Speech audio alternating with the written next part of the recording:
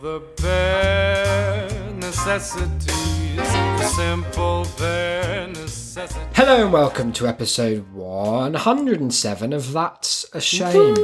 Thank you. I'm Isaac. No, I was jazzing up. No, you were clapping for me because the announcement was all that so good. very solid.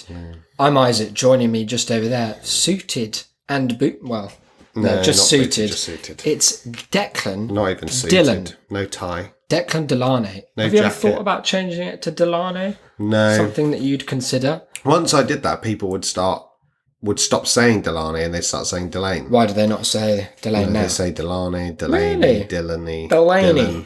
Declan Delaney sounds like an old-timey gangster, doesn't he? It's Declan Delaney. He's like, It sounds like one of the rejected names for Thomas O'Malley. yeah.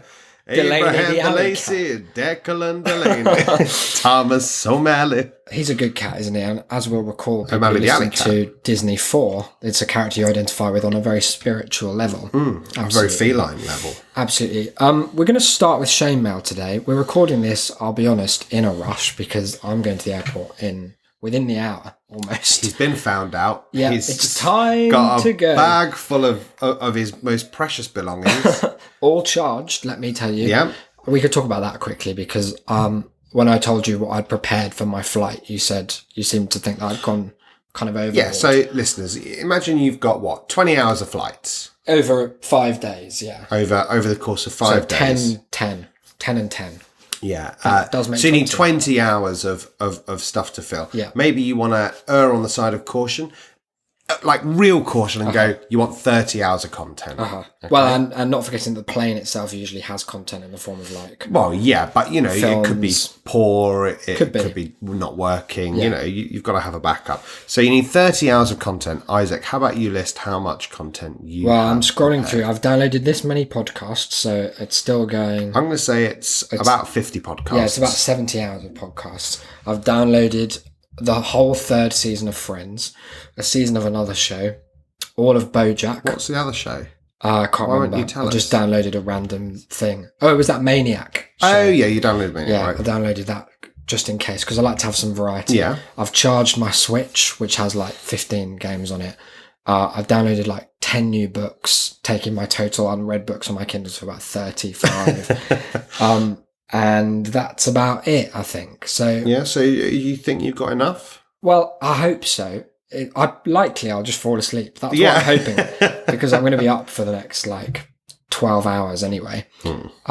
Even before the sky happens. God, before the sky Well, not quite. happens. It's a bit less, but it's something like that.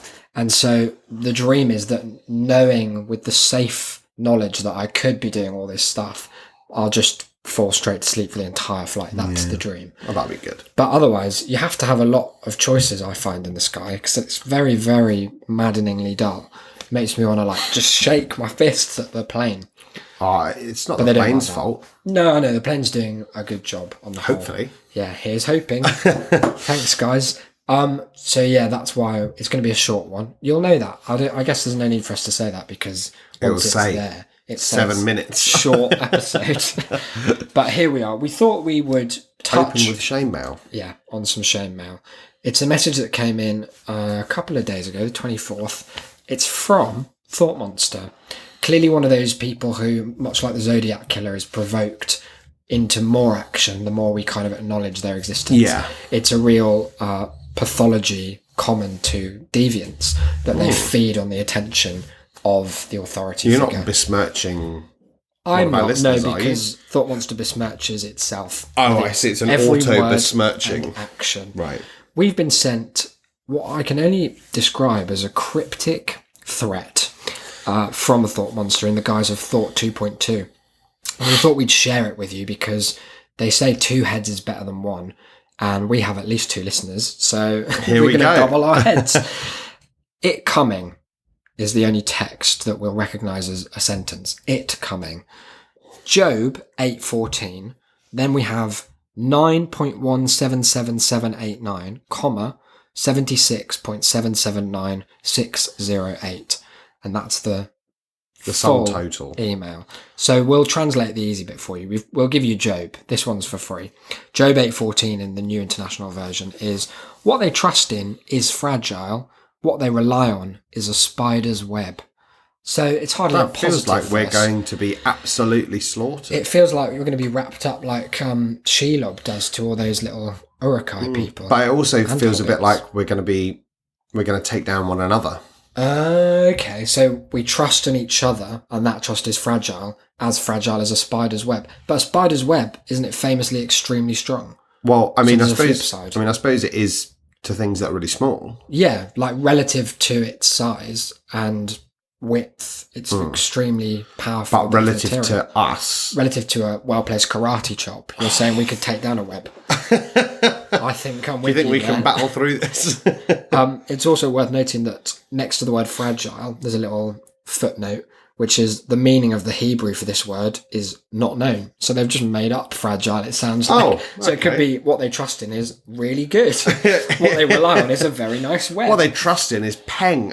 Yeah, I took these two numbers, I'll remind you of them because you might want to do some research here. 9.17778 76.779608.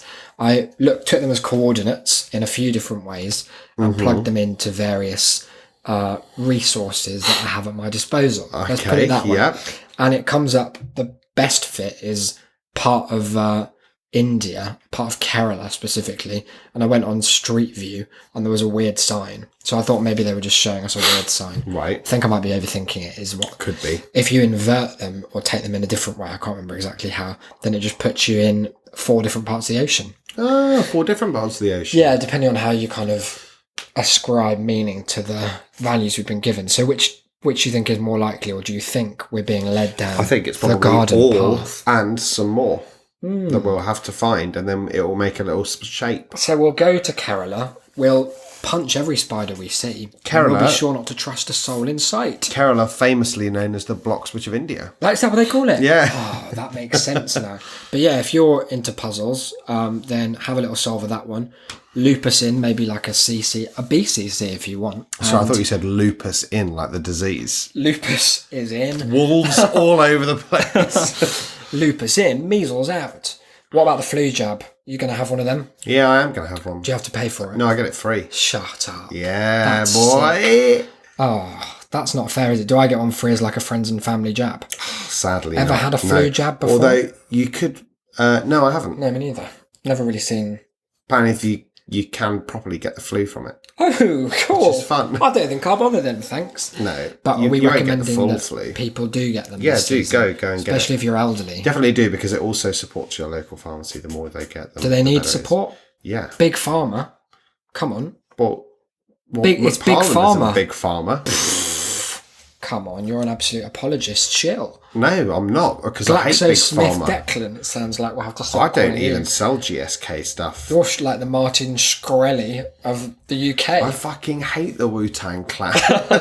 Did anything happen to that album that he bought and then didn't release? I don't know. Feels like he should have had to give it up at some point. Yeah. If there's any justice in the world. Did he go to the prison? I believe so, but you know how it is with these very rich people. Prison The to prison them means is their own Butlins home. for us. That's what they say. So 13 Reasons Why. I don't know if you can tell, but I'm really like taking a whistle-stop tour of our content points. That's all right. It's a series that we watched over the course of a year. We remembered that maybe one of the first episodes we watched was when we drove back. I think it was like episode 3. Yeah, we'd driven back from Block Switch that fateful night and got home to mine at like 6, 7 a.m. or It something. was 7:30 in the morning. Yeah, nice. And my blinds didn't really do much to obscure that very harsh blue daylight that tries to creep in, and all the birds going, "Shut up, birds," you say, because we love birdsong as much as the next person. We just wish perhaps it wouldn't intrude on our dreams time. There we were, lying in my bed because we didn't have time or energy. Patience. And we were both a little bit afraid. Yeah, we were waiting for Joe to just knock on the door anyway.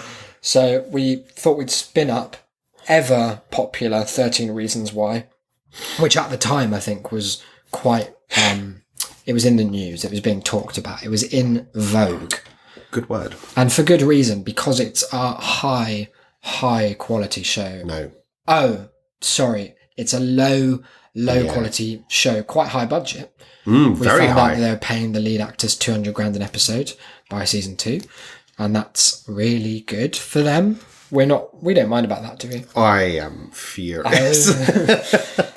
So we thought we'd just kind of eject some thoughts that we've had, a kind of hodgepodge, if you will, of various musings that have come to us through the course of this year and a bit, watching one of nature's great outputs, 13 Reasons Why. Why don't you start by just giving a précis for the series as a whole to people who won't know? So for those who don't know, the show is about a girl called Hannah Baker, who She's it is really revealed has killed herself. Which is sad. Yeah. And what she's done is she's left a series of cassette tapes. Oh, so it's in the past, is it? No, it's set in the present. Right, but she wasn't. But it's an up to date. aesthetic. Oh, that's pretty cool. It's the suicide aesthetic. Because she writes on them with like nail varnish as well, doesn't she? Which is another really cool thing to do. And there are 6.5 tapes. Half a tape. Yeah, there are half a 7 tapes. actual tapes, but she's only recorded on 6.5 of them. Which is a convenient contrivance so that the last one can be recorded on by our hero, who is unfortunately called Clay. Now, each of these sides contains, as you might have guessed by now, one reason why she killed herself. And they are to be passed around as they're known generally, but only from episode 12 onwards. Yeah, there's as a real gap. The 13. Yes. The 13, like... But it's a Jesus bold thing. name because there are 2 that are the same person. And he apparently doesn't get them at any point. I think it was before the show, like they didn't bother with that. No. It's really well done. It's like they say in writing, you should trim the beginning and end of a scene so that you're just in the details and the actual like nugget. And what they've done there is trim out all of the Context. Some would say context that would be important, but they leave it to an intelligent audience to kind of piece it together. So the series follows Clay, who is a fucking little dweeb, who fancied Hannah. Yeah.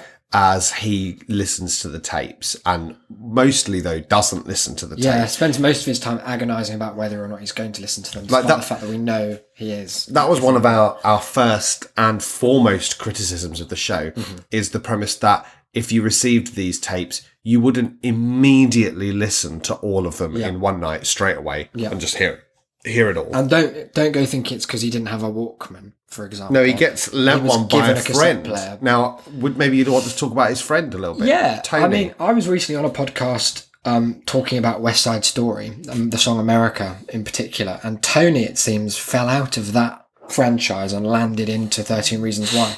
He's an ageless, yet there's a real hint of being too old to be at school because he seems to own his own mechanic shop and never be around anyone else. Like, you never see his family, I don't think.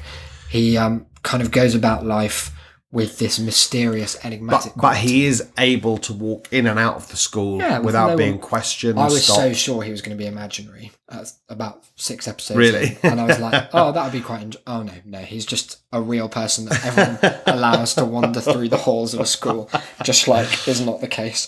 But yeah, he sort of looks like he's come out of the 50s and into now, which would tie in, I guess, with the throwback aesthetic they're going for, although it's not really mentioned or used. No. Just confusing. It's confusing. So I think that in terms of our discussion, we've got a few key points that we need to hit. One is the quality of the reasons. Yes. Quality is perhaps too strong a term, but in a show that is building up to a really horrific suicide scene, we have, as we have discussed off air, you have to kind of earn the right to do that was going to be something point like number 2. Yeah, I think they tie in. So it's less about the quality of the reasons, because, little things can affect people in a big and unexpected way, and we don't have much context about Hannah because she's dead for the whole show. Like, there's no new information other than what's on the tapes. But I guess the consistency and the show's desire to equivocate between some extremely severe, like extremely severe criminal acts and some, let's be frank, anonymous publishing of a poem that she wrote in a magazine. I think that we could say safely that there is a difference between the worst, Yes. which I suppose we'll leave it saying is 2 sexual assaults. Yeah. Back to And- back from the same perpetrator. Yeah, one to her, one to someone else that Yeah. she witnesses. And the time that someone said she had a good bum. Yeah. The best in the school. The best in the school. yeah. And, you know, like public shaming and body shaming, although it's not necessarily shaming, but exposure and Yeah, talking it's about people as objects and unwanted objectification is bad. But it is also, on an objective level, not as bad as the latter reasons. The on show tape. doesn't really differentiate between all of these things, and it seems to want to have like a final gotcha moment where it's like, well, these ones, you know, all of these things happen in schools with some frequency. Like kids are dicks to each other about who's attractive and who's unattractive. Bullying happens and rumours are spread. That's kind of quotidian school experience. Yeah. What then isn't is like abject, flagrant, you're going to prison for the rest of your life assault. Yeah. And the fact that it just builds to it, but in like, But it if you doesn't imagine a build to it. straight line, It- and yeah, then suddenly that- it goes, whoa! The problem is that it doesn't build Yeah. to it. Like Rita, Queen of Speed, if Yeah. you're familiar with the shape of that roller So- coaster. So yeah, like there are the first 8 episodes of the series, Uh-huh. like nothing happens. And it's weird because the Clay's response never really changes. We're supposed to identify with Clay. Perhaps that's why he was called Clay. It's like you can mold him to the readers. Blank slate. Yeah, exactly. They're gonna call the him Keanu Blank Reeves Slate. theory of action films. Yeah. We're supposed to kind of be on his side, and we see the struggle as he tries to piece together what happened and where everyone failed this girl.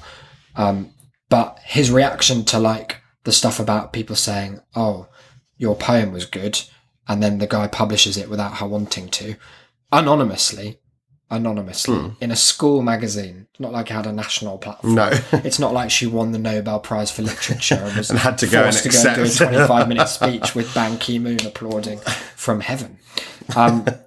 The fact that he kind of reacts to that with the same just constant low-level angst and, oh, why did we all fuck up so badly, guys?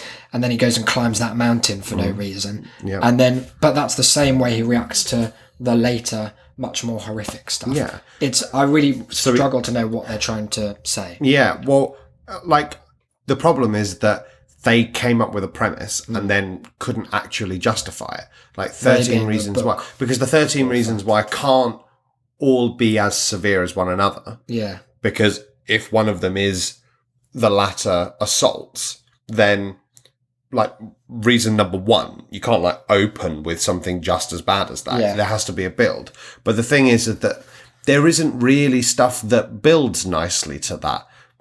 Not nicely, but builds like gradually and steadily. In to a that. way that There's makes nothing that's sense. like just a step down below that Uh-huh. without it being equally as horrible, right? So it So what you're saying is it was an idea that was never going to work. yeah, it couldn't work. And it was horseshit from the start because it was always just about satisfying this concept and possibly even this title from the book, like that couldn't work in a narrative way that could actually sustain a decent story, or B, that could do any justice to the topics that it, I'm going to say, doesn't even really attempt to grapple with. Yeah, the criticism that was levelled at it by a lot of people was that it was incredibly irresponsible. And I had assumed at the time that was just for its depiction of the suicide scene, which is, I mean, it's a how to kill yourself in the bath. It's very like just single camera, harrowing, and well done, I suppose, in Yeah. the sense that it's like Well, horrid to watch. Yeah, but like, It's so out of place. yeah, well, that was the point that we were making earlier about earning it, right? Is that that single scene is, I think, very, very well done, but it doesn't belong Yeah. where it is, right? You have to do the work. Like, you have to put the work in to earn that. Because it's not clever to just be like, it's like a murder mystery where it turns out that the person who did it was not a character in the ensemble. You're like, oh, well, that was disappointing. Yeah. In the same way, with this, it comes out of at once nowhere, but there's also this plodding inevitability that the whole show is predicated on the fact that she's dead. And then Yeah. at some point we're going to see the final straw that meant that she took her life. But there's never the respect given to either like her character as a rational person who's experiencing horrid things of varying degrees of severity, or to the audience watching it to be like, it comes across as so gratuitous, I suppose. Yeah, well- which is exactly the wrong thing to do with a suicide Exactly. drama aimed at teens. Yeah, and it's because it plays into what you were mentioning earlier, but I interrupted, that kind of criticism that was leveled at it, which is that it sensationalizes and glamorizes that moment because it makes it like a pinnacle. Yeah. It's the apex of the story when it should be the nadir of the story. It's supposed to be like the lowest point. It should be, that scene should work because it's so bland and stark and horrible at the end of like huge events that are like handled well and that have been depicted honestly and that have justified their place in this narrative. Whereas what they did was that they used it hoping that it would kind of make everything else seem worse. Like In that- hindsight. Yeah, So that you're like, oh my God, actually it is really horrible. But actually it's just a very well made scene that appears in the middle of a very, very, very bad, borderline offensive and certainly irresponsible series of television that, because her, as we said a number of times over the last year, her character, I haven't read the book. Neither of us has read the book. Are you But gonna? No. Maybe in the after show, Ready Player One. Oh God, But- he's done a sick. but in the show, like her character is everything that people who don't Understand. approve or understand Mental illness. Yeah. like think suicidal people are, that she's someone who's incredibly self-involved. Like her character is horrible, right? There's Yeah. no getting around this. Even that- Clay, who is the person who likes her the most, he like can't interact with her because she turns him Yeah, away. because she's so like everything is inward, everything is about herself, everything. Like one of the guys on the tape was really nice to her after her friends, after one of his friends was very horrible to her. They had a nice night.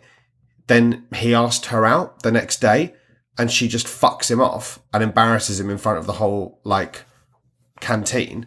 And then she's like, I can't believe you did that. And you're like, but did what? There were Like- so many instances of it being that thing that like it's usually something that happens to poorly written female characters in But you're not saying fiction. this was one. Well, I don't think she was the best written female Oh, character no, wait, I've hang seen. on. No, she wasn't. Where 85% of the tension comes from the fact that she won't communicate. Like she wants someone to ask her to come back, or if she's told someone to fuck off, they're supposed to didn't mind mean read it. that, no, like I waited for you to come back after having told him to go. Yeah. And it's A, like just not true to how humans are. No. And B, just a really patronising shit way of dramatising an otherwise fairly banal situation. Which is, I think, the third point that we should come on to, which is narrative dishonesty, which is something that I think I find just as offensive and irritating, and certainly a more like a clearer clue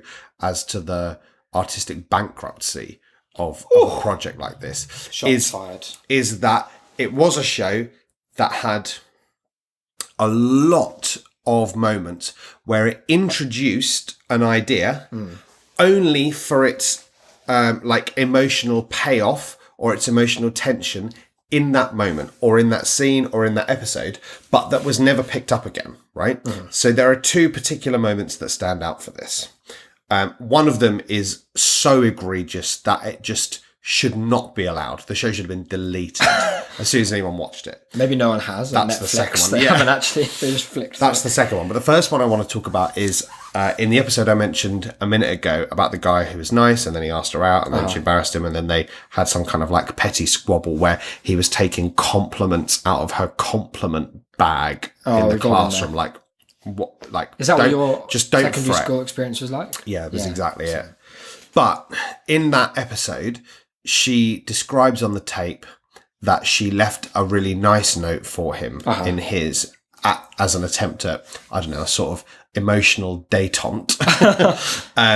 And that he read it, she watched as he read it, and then screwed it up and dropped it on the floor in the corridor. Now that hurts. Yeah. That would sting. And Clay confronts this guy about it later. Really well acted as well. Very well. And very different from all the rest of the scenes. Yeah, because it Clay was given a lot of variety to work with. Very large, like, emotional range. Yeah. He confronts this character about it, and the character says, that is 100% a lie. Like, this is the note. Like, I've got it. I kept it. I read it and I put it in my pocket. I don't know why she said that. And so there's introduced this element that the unreliable narrator. Yeah, that perhaps Hannah is lying, that the idea that her tapes are only a perspective on certain events, especially coming from someone that I can only assume actively portrayed as that self-interested and manipulative at points, that you're like, oh, you know, then you think, okay, is there going to be an element from now on about questioning the validity of the tapes, questioning what's going on, interrogation as to, never picked up again. There's much. Even all of the characters who didn't like her, who were on the tapes, then have all like blankly accepted that everything she says is true. Yeah. It's all real, whatever. And you're like, well, you can't do that. To me, it's a bit like what we were talking about in our Christmas episode, by which I mean 106. Oh, yeah. September the 26th Christmas edition, of how there's like a spectrum of stuff that's really shit, really good. And then there's a large swathe of space in between where it's kind of worse than either. And what they've done by kind of hedging their bets on playing with a quite interesting idea of the fact that there's an imperfect victim. I think that's a cool thing to do because it stops, in theory, it would mean that you weren't glamorizing suicide. It would mean that it's kind of more true to life and that you could delve into a more three-dimensional character.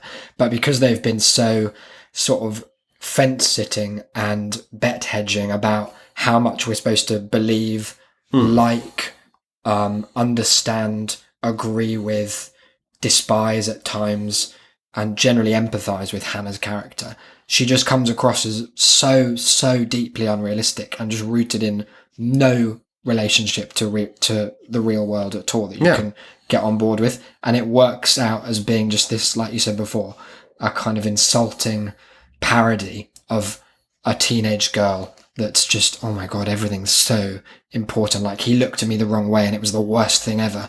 And then equating that with very, very graphic and real crimes, sexual violence. And saying, well, it's all basically the same and it's all bad. Yeah. But guys, you can't just say that. It's not That's good. not true because you say it. It trivializes the worst and it misunderstands the former stuff. And that feeds very nicely into the second example of this narrative dishonesty, which is the most outrageous, which is that at the end of, episode 10, Clay discovers in Tony's company, somewhere in a park, don't ask me why any of this, that the next tape is about him.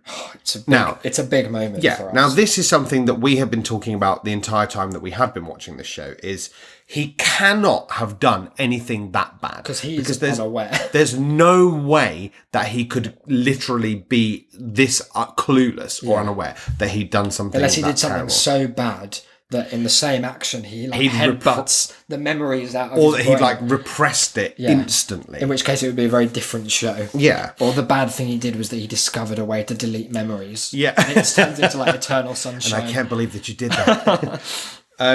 So he's like panicking, and There's somehow a great scene, isn't there? Great that lasts for tension. 5 minutes where he's yelling at Tony, "Did I kill Tony! her? Look, she killed herself, you know." No, Tony, I need to know. And the very last, he comes in. She killed herself. You're always a Clay. So it culminates with the very direct question. You know what I mean?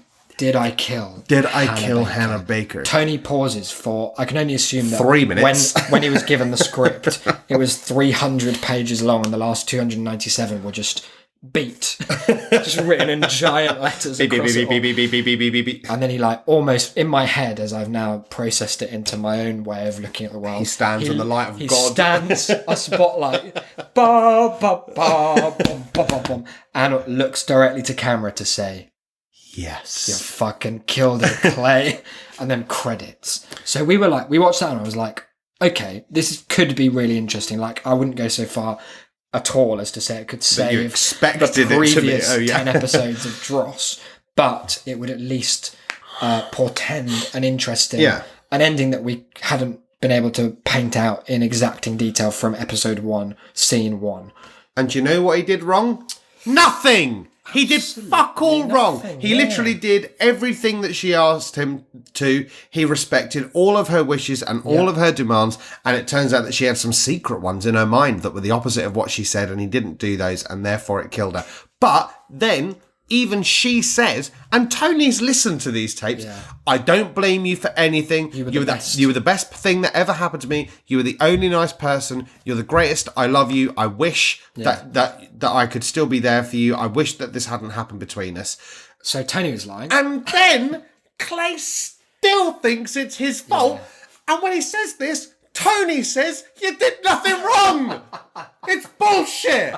It is, honest to God, it made me so angry because they literally had this one scene just so that there was a cliffhanger and it meant nothing. And they forgot it and they pasted over it and they moved on. And in like the show's universe, it was maybe an hour later. Yeah. His position, his stance has completely changed. It's U-turned because then that's what creates a narrative tension. And look, it's fine. It's a thing that happens to build artificial cliffhangers, but it's less fine when the artificial cliffhanger not only relates to the primary, dare I say, sole tension of the entire series, but also serves to, as I've alluded to before, continue to kind of trivialise. Yeah, to equate all of these things together. But also, what it means is that there were not 13 reasons why. There were only 12 because she says you didn't do anything think wrong. The person who wrote the book submitted the title to their publisher when there were 6 chapters. It was like, no, I can do 13 of these.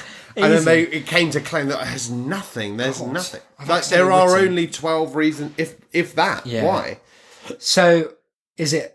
We haven't done this for a while. Is it a scream or a gleam for 13 reasons? It's neither. No, it's got to be a new category. It's a big downing of bleach in a sick parody of itself. And that's to imply that you like it. That sounds vaguely racist. And that we're going to bury it into the garden like you do when you have a beanstalk. But then it's going to grow into something huge and great. No, it might grow, exactly. Out of the seed... our criticism of it. Yes. Not the show itself. Out of the seed that the show kind of produced as a failure could grow the branches of tomorrow. And they may mean the next teen drama on Netflix. I was going to say will be good, but actually that's the programme Insatiable, which is even an worse. episode coming soon. It's not actually necessarily worse because it's at least generally about less serious topics and doesn't take itself quite as seriously, but it is extraordinarily poor and offensive as well. So there you have it. That's our hot, very up to the minute, very contemporary. Thanks for letting me get that out, listener. People understand. Sometimes when you've got to go, you've got to go. For those who want to know what I mean or what we mean by earning it, I feel like we didn't necessarily clarify. I can only really point you in the direction of BoJack Horseman, and I've seen a few articles and a few YouTube videos from people doing this comparison about the portrayal of mental illness and dark themes in these two shows. Because BoJack, whilst being an animated comedy about a horse, as far as I know, in a world where animals are people and people are also people, manages to do there isn't a word to describe the comparison. It does a perfect job of handling mental illness, of handling substance abuse, of handling assault, of handling issues of gender and sexuality, everything. It handles them extremely well and seriously. It gives them the gravity that they deserve. It shows the building of these particular problems and the way that they infiltrate themselves and in a kind of parasitic sense into people's lives and into communities. And what you're saying is it learnt it from No, West. I'm saying that what it did was that it knew from the start that in order to be what it wanted to be, it had to handle things in a serious manner. Like there isn't any kind of over sensationalizing of particular moments. There isn't the same glamorizing of it all. It's very frank and horrible. The most analogous scene I've seen to anything in 13 in BoJack. That's one of the most confusing sentences anyone's ever said. Let's revisit it. The most analogous scene with a C that I've seen with two E's in BoJack that relates to 13 Reasons Why, which I won't spoil for anyone who's not seen it, but it's kind of obvious what it includes, had such a quiet tragedy about it. There was none of the like drama, melodrama, no bombast, and it just has the effect, as it should, of watching anything horrific that's handled well and intelligently, and like we say, earns the right to exist where it does. It just creates like that stomach sinking feeling of like hollow hopelessness. The latest series, the 11th episode of which, BoJack has a thing where the penultimate episode of the series is always like the gut wrenching one, and it's always like the most inventive. But of the latest series is perhaps a perfect example of this, because there is bombast and there is there's a musical number and there's like some inventive animation and there's a weird conceit to it all and it's like delivery, but it's all has a very genuine underlying horror to it that is fed to you bit by bit and builds to, as you say, an extremely quiet, horrible moment where that final terror, that final horror is revealed. And BoJack manages to do this while still being a very funny comedy about a horseman. Yeah. 13 Reasons Why couldn't achieve that despite having, I'll be honest, not even one funny moment in the 13 hours we watched. We laughed, but it was mostly at things. The thing that made us laugh the most, / cry a bit, was predicting seconds before it happened that Clay was about to say the phrase 13 reasons why. And it was, that moment in particular was great because even we hadn't predicted previously in the entire year of watching it that it would sink to the depths of saying 13 Reasons Why. And yet we paused in a scene where he was talking to someone, a character we just don't have time to get into. I can't. But we were talking about something else. And then I looked up and I was like, imagine if, like, he's gonna say 13. I was like, no. And we pressed play and 5 seconds later, there are 13 reasons why. And I kicked the TV off the balcony. I was crying. Like, it was honestly so horrible. It's a really good sign when you can just draw out the beats of a show as you're watching it. Well, there was the scene prior to that where she was talking to the counsellor, where we consecutively predicted 5 straight lines of dialogue, word for word. Almost entirely, yeah. So, I mean, I would recommend people watch it. It is good to watch stuff that is bad. But only if you actually recognise that and think about why. But also, I kind of wouldn't recommend people watch it because if any of the issues have any impact on your life, which for me isn't privileged to be not the case, I feel like it would really upset you how poorly they're handled in the show. But if that is the case, would hopefully inspire you to either write a stunning takedown of it, or even better, why.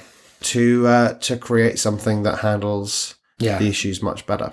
If such a thing were possible, and it remains to be seen. The jury's out, is what we're saying. The jury is out. So this has been our Sunday Fun Day episode. I'm going to wing off to Heathrow now, which I didn't even mean as a fun pun, but there you go. It was there nonetheless. Plugs, we've got tass@shame.city. Email us about that riddle we've been set.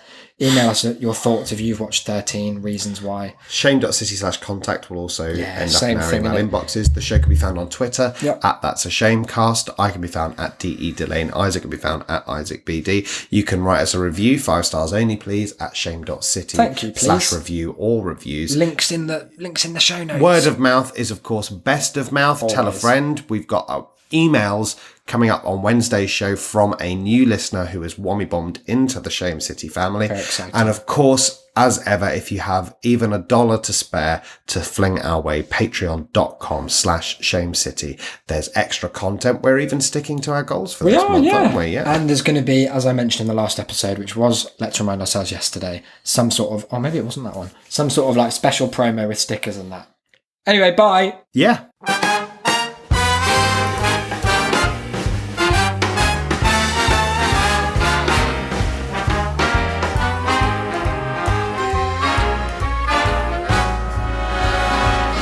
Look for the bare necessities, the simple bare necessities.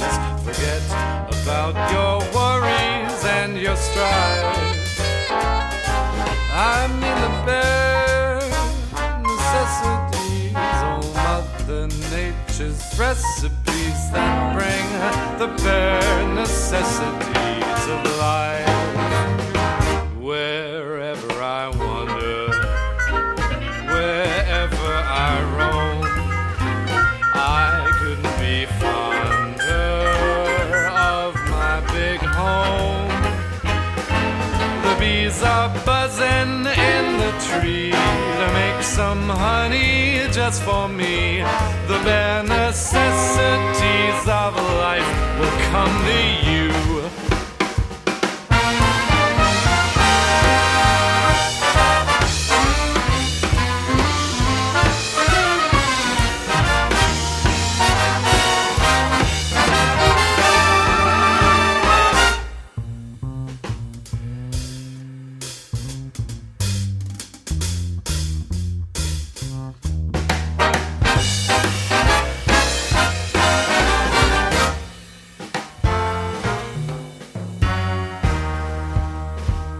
Look for the bare necessities, the simple bare necessities. Forget about your worries and your strife. I mean the bare necessities, oh Mother Nature's recipes that bring the bare necessities of life. Wherever I wander, wherever I roam, I couldn't be fonder, my new home. The bees are buzzing in the tree to make some honey just for me. The bare necessities of life will come to you.